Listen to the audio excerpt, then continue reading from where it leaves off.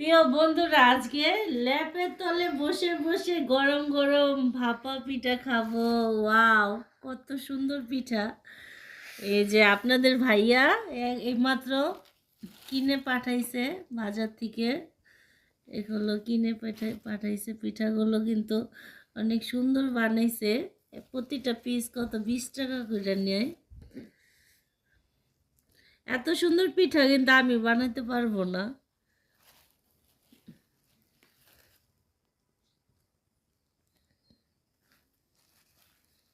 পুরাটা তোলো, ওদিকে যাও। দেখুন বন্ধুরা, কত সুন্দর ভাপা পিঠা। এই যে ঝটপট ভাপা পিঠা কিনে খাওয়াটা তো উচিত, বানাতে গেলে কত ঝামেলা। দেখুন আপনাদের ভাইয়ের যে পিঠা পাঠাইছে, গরম গরম পিঠা, এখন খাটে বসে বসেই খাবো আমরা।